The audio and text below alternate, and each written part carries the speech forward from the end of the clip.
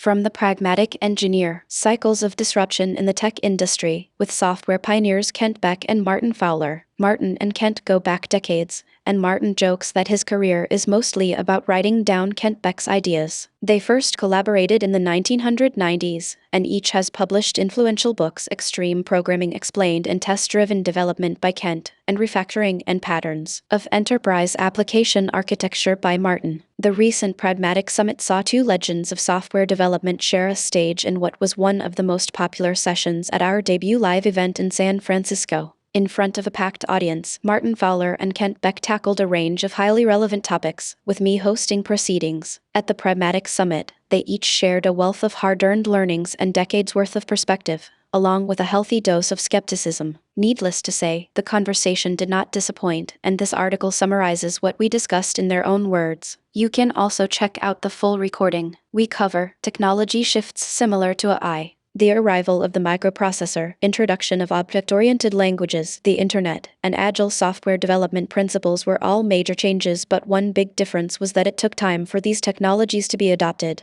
Not so with AI. Agile and AI similarities. With Agile, company incentives were often misaligned, snake oil vendors were everywhere, and a mid-pack of developers who resisted the change saw their career prospects hit. These trends look likely to repeat with AI. What's happening inside companies? There's some confusion and even panic at large companies. While AI tools don't work nearly as well on large and complex codebases as on greenfield projects. Also, a re-soloing of software development is inbound. Avoiding burnout with AI agents. Set and maintain boundaries and pay attention. Martin suggests to catch when you start producing negative value. That's when to take a break. And healthy performance metrics. Companies are starting to measure things like frequency of pull requests when they should be looking to quantify outcomes and results. Lower quality on purpose. It seems every business is optimizing for speed with AI, but quality can get dropped. Also, building features is more obvious with AI than investing in futures. Test-driven development (TDD). Tests no longer optional. Kent pioneered TDD, and today it's more relevant than ever for working with AI. Thriving in an AI-native industry. Focus on working with agents to express your craft. Try to get more enjoyment in understanding your domain, and take on more ambitious work. Before we start, a programming note. This week, there will be no The Pulse on Thursday. I'll be attending I Engineer Europe in London on Thursday and Friday, including doing a fireside chat, and hosting one with Linear CTO Chuomas Artman. Do you recall a tech change as similarly promising and unpredictable as AI? Martin, nothing has hit with the magnitude of AI. This is a whole size different from anything we've faced before. On a smaller scale, we were very much involved in the growth of object-oriented languages, which scared a lot of people. It didn't scare us so much because we were part of it. Looking back, the internet had a huge impact on us all, and of course, agile software development, too. Agile had a very big impact on a lot of organizations. You could tell by how hard they resisted it. We had to persuade people of the importance of these technological changes. Yes, even the internet. It may sound surprising, but there were people who didn't think it was important. The thing about AI is that today there is no argument about how important it is. Kent, the other analogy I have is the introduction of the microprocessor. Before that, computers were big boxes. You couldn't move them around. If you wanted another computer, you'd mortgage your house for it. Having a computer was a big deal. I was a kid in Silicon Valley with my dad as a programmer when the Intel 4004 hit the market in 1971. We went, wait a minute, that chip is a computer? Oh my goodness. The possibilities of computing suddenly expanded thanks to it. If you could figure out how to write software on this chip and figure out how to design hardware around this thing, you could suddenly do things you hadn't even imagined. And so I think part of AI is this expansion of imagination. I'm writing projects that are ridiculously ambitious. I'm working on a persistent Smalltalk.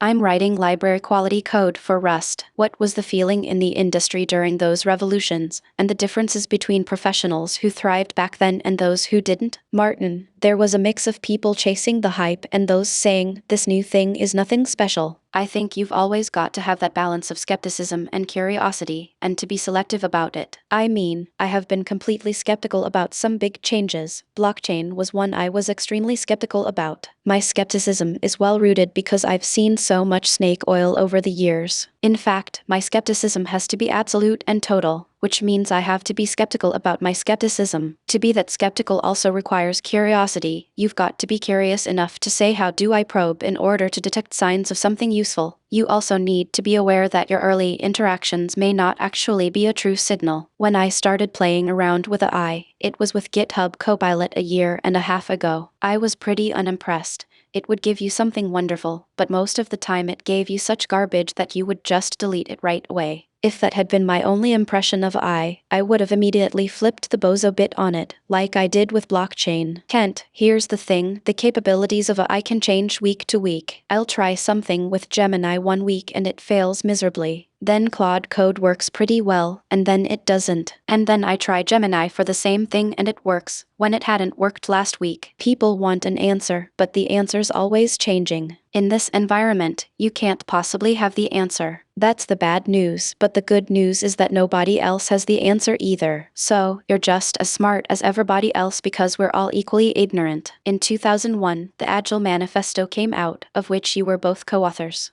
I think many companies are expecting the same thing with AI as Agile promised: better, faster, cheaper software. But how did Agile adoption really play out? Kent, it turns out people don't want faster, cheaper, better. Inside some companies, the incentives are misaligned with actually achieving that. And so as geeks trying to achieve these improvements and saying, it's 40% better, 12% cheaper and less fattening, people will punish you if that doesn't align with their incentives inside organizations. In the ideal organization, everybody would care about the same things, but that's just not the way it works. So, if AI is coming along to promise the same things, we're going to see the same reaction as before. Martin, an obvious difference is the sheer magnitude and speed there is with AI. Also, I think there will be a big difference between people who use it well and people who use it badly. The trick is figuring out how to use it well and putting the effort in to learn. There will be a big distinction between those two groups, but I suspect there will still be some similarities with Agile. The core notions behind Agile and extreme programming are solid and good, but a huge snake oil industry appeared around it, the Agile industrial complex, as I refer to it. This is also happening with AI right now, and it's often hard to see the difference between snake oil and the real stuff. Kent, AI is an amplifier. If you're young and learning quickly, AI can amplify your learning. I personally think this is the golden age of the